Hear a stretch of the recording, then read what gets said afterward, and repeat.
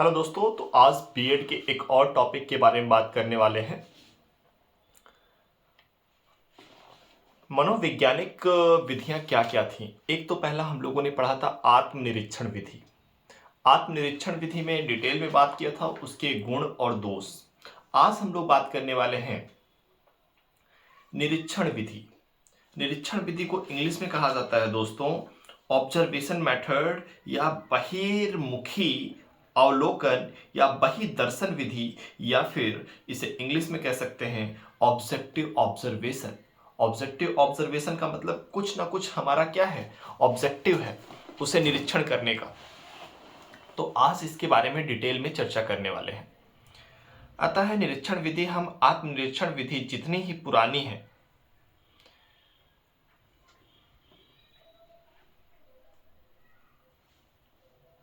तो आत्मनिरीक्षण विधि जितनी पुरानी है उतनी ही पुरानी निरीक्षण विधि है।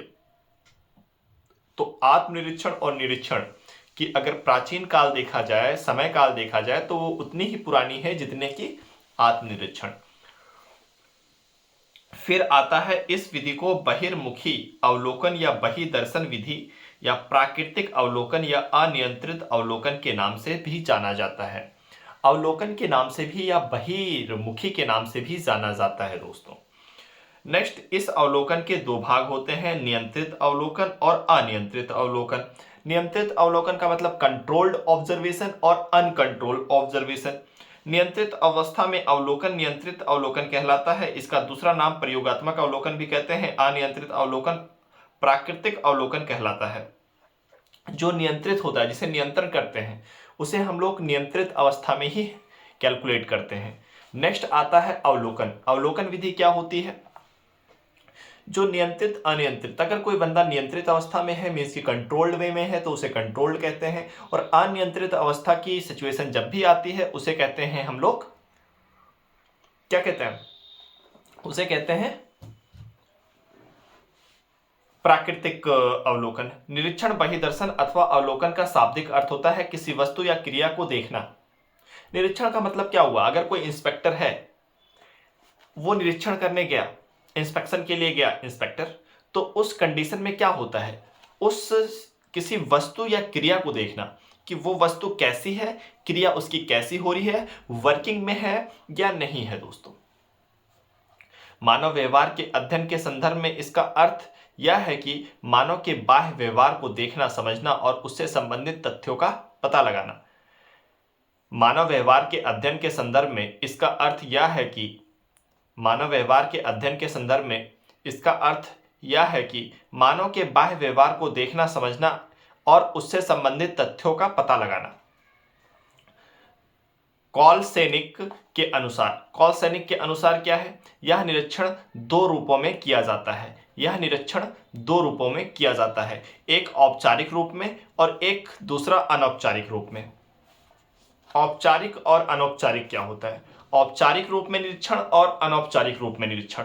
औपचारिक निरीक्षण वह निरीक्षण है जिसमें निरीक्षणकर्ता विषय के व्यवहार का निरीक्षण नियंत्रित परिस्थिति में योजनाबद्ध तरीके से संपादित करता है, औपचारिक निरीक्षण कहलाता है। मीन्स कि औपचारिक निरीक्षण में वह निरीक्षण आते हैं जिसमें निरीक्षणकर्ता, निरीक्षण करने वाला, सब्जेक्ट के व्यवहार का निरीक्षण नियंत्रित परिस्थिति में योजनाबद्ध तरीके से संपादित करता है। इस निरीक्षण में विषयों को यह ज्ञात रहता है कि उसके व्यवहार का निरीक्षण किया जा रहा है। इस स्थिति में विषय अधिकतर कृत्रिम व्यवहार करने लगते हैं। समझ रहे हैं? यदि आपको पता चल जाए कि मेरा निरीक्षण हो रहा है, तो बनावटी बातें करने लगेंगे, बनावटी व्यवहार मीन्स कि कृत्रिम व्यवहार करने लगेंगे। अनौपचारिक निरीक्षण क्या होता है? यह वह निरीक्षण है जिसमें निरीक्षणकर्ता विषय के व्यवहार का निरीक्षण बगैर किसी पूर्व निश्चित योजना के अनियंत्रित परिस्थिति में करता है। एक होता है नियंत्रित परिस्थिति, एक होता है अनियंत्रित परिस्थिति। अनियंत्रित परिस्थिति में उसे पता ही नहीं होता है कि हमारा निरीक्षण हो रहा है दोस्तों। अतः इस निरीक्षण में व्यक्ति को ज्ञात नहीं होता है कि व्यवहार का अवलोकन किया जा रहा है, अतः विषयी स्वाभाविक व्यवहार करता है, अतः उसके द्वारा कृत्रिम बनावटी व्यवहार करने का कोई प्रश्न नहीं उठता। ऐसी स्थिति में क्या होता है, अनौपचारिक स्थिति में, कि उसे पता ही नहीं होता कि उसका निरीक्षण हो रहा है। अगर उसे पता नहीं होगा तो कृत्रिम व्यवहार करने से वो बचेगा, वो कृत्रिम व्यवहार करेगा ही नहीं। तो आप देखते होंगे कि जब भी कोई बंदा स्कूल में पढ़ाने जाता है तो उसकी अवस्था में क्या होता है कि पीछे कोई टीचर को बैठा दिया जाता है स्टूडेंट के रूप में। तो क्या होता है, उसका निरीक्षण हो रहा होता है, परंतु टीचर को पता होता है कि मेरा निरीक्षण हो रहा है। कभी कभी टीचर को नहीं पता होता है, जब पता होता है तो औपचारिक निरीक्षण कहते हैं, जब नहीं पता होता है तो अनौपचारिक निरीक्षण कहा जाता है। दोस्तों, निरीक्षण विधि के गुण क्या है? वस्तुनिष्ठ तथा वैज्ञानिक। निरीक्षण विधि आत्मनिरीक्षण से ज्यादा वस्तुनिष्ठ तथा वैज्ञानिक होती है। जो आत्मनिरीक्षण करते हैं, स्वयं जो निरीक्षण करते हैं, उससे कहीं ना कहीं ज्यादा वस्तुनिष्ठ होती है और वैज्ञानिक होती है। विश्वसनीय तथा प्रमाणिक, रिलायबल एंड वैलिड। यह एक योजनाबद्ध विधि है। यह अंतर्दर्शन विधि की तुलना में अधिक वस्तुनिष्ठ और वैध तथा विश्वसनीय है। विश्वसनीय का मतलब समझ पा रहे हैं कि ज्यादा वस्तुनिष्ठ है और विश्वसनीय है। मितव्यय।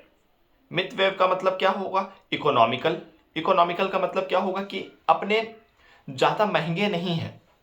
अगर देखा जाए तो इसमें कुछ ज्यादा कॉस्टली चीजें नहीं लगती हैं। निरीक्षण विधि अत्यंत संयम विधि है क्योंकि इसमें प्रयोगशाला की कीमतें उपकरणों की आवश्यकता ही नहीं होती। प्रयोगशाला की कीमतों की आवश्यकता ही नहीं होती। लचीली। यह विधि अत्यंत लचीली विधियों की श्रेणी में गिनी जाती है तथा इस विधि का प्रयोग विभिन्न परिस्थितियों के तथ्यों में को संग्रहित करने के लिए करते हैं। कहने का मतलब यह है कि महंगी ना हो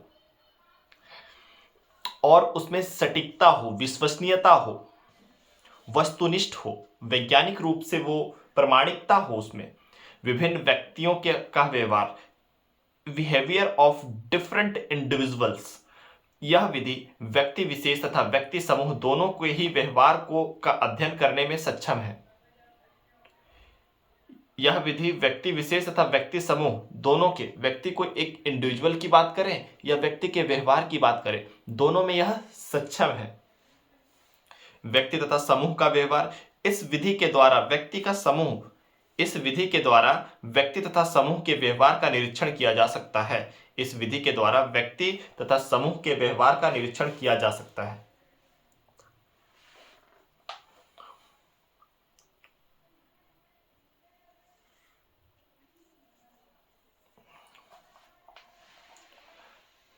इस विधि के द्वारा व्यक्ति तथा समूह के व्यवहार का निरीक्षण किया जा सकता है। दोस्तों,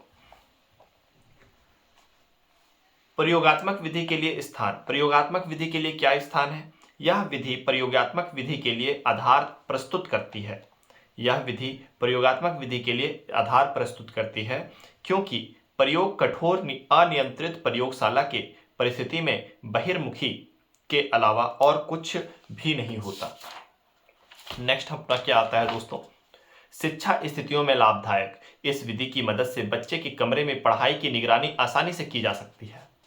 यदि कोई टीचर निगरानी करना चाह रहा है किसी बच्चे की, तो बहुत ही इजी वे में कर सकता है।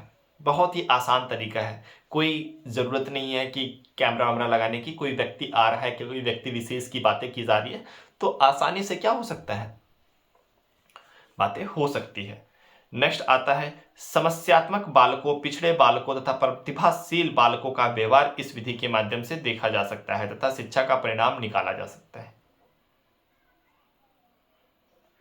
निरीक्षण विधि के दोष। निरीक्षण विधि के दोष क्या क्या है?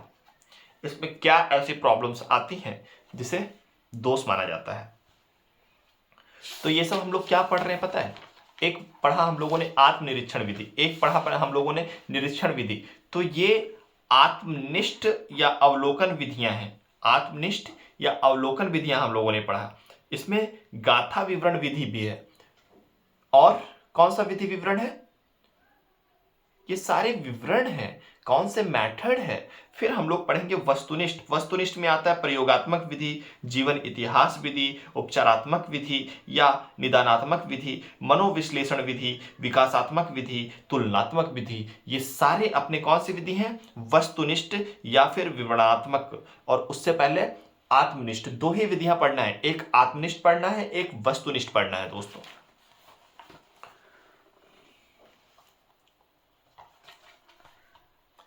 नेक्स्ट आता है निरीक्षण विधि के दोष। निरीक्षण विधि के दोष क्या क्या है? अप्रशिक्षित निरीक्षक। इस विधि में सही अवलोकनार्थ हेतु प्रशिक्षित दर्शकों को मिलना कठिन है। यह अनट्रेंड दर्शक व्यर्थ तथा अनुचित तथ्यों को एकत्रित करते हैं तथा अतः इस विधि का प्रयोग प्रशिक्षित एवं अनुभवी व्यक्ति ही कर सकते हैं। यह विधि अनुभवी व्यक्ति ही कर सकते हैं, सबके बस की बात नहीं है। यदि किसी टीचर को जज करना है, किसी बच्चे को जज करना है, तो उससे आपको कहीं ना कहीं ज्यादा ज्ञान होना चाहिए। यह है अप्रशिक्षित निरीक्षक।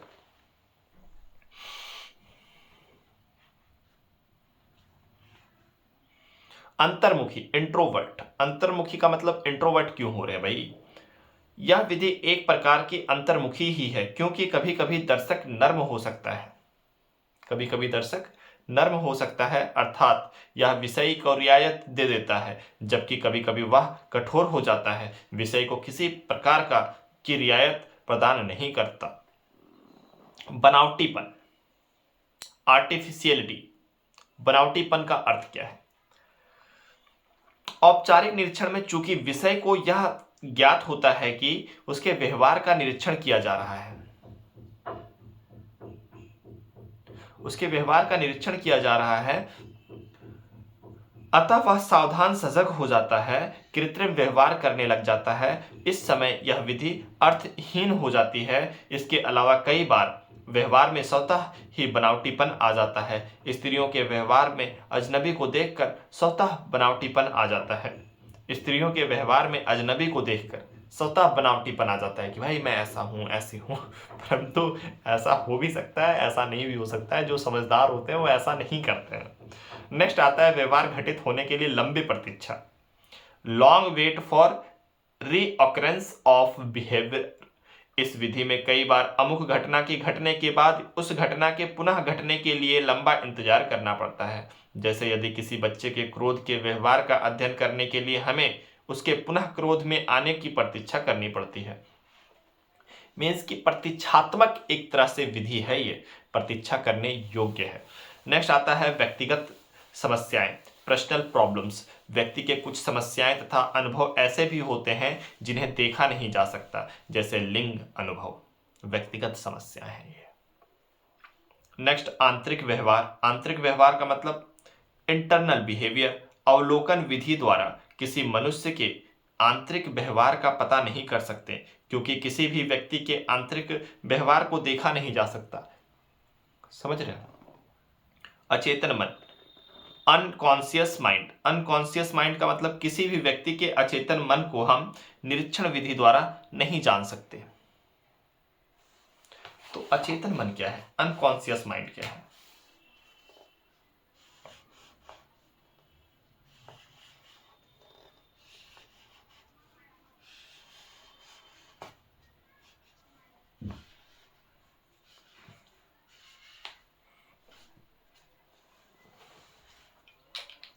नेक्स्ट निष्कर्ष, अगर कंक्लूजन की बात की जाए, अब हम देखो बुक रीड कर रहे हैं। आप लोगों को कोई भी डाउट अगर आता है तो मैं वहां पे एक्सप्लेन कर दूंगा, कमेंट बॉक्स में आप लोग कमेंट करेंगे तो।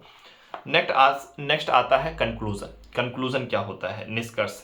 यद्यपि प्राकृतिक अवलोकन के विधियों में बहुत सी कमियां हैं, प्राकृतिक अवलोकन की विधियों में बहुत सी कमियां हैं, परंतु आज भी इसका प्रयोग शिशु मनोविज्ञान तथा मनोवैज्ञानिक दृष्टि से काफी है।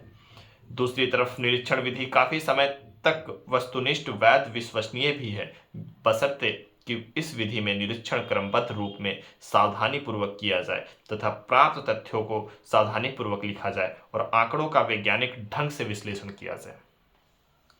यदि निरीक्षण विषय के व्यवहार को वीडियो द्वारा रिकॉर्ड करके उसके धैर्यपूर्वक निरीक्षण करे तो यह विधि और अधिक उपयोगी साबित हो सकती है। दोस्तों, गाथा विवरण विधि।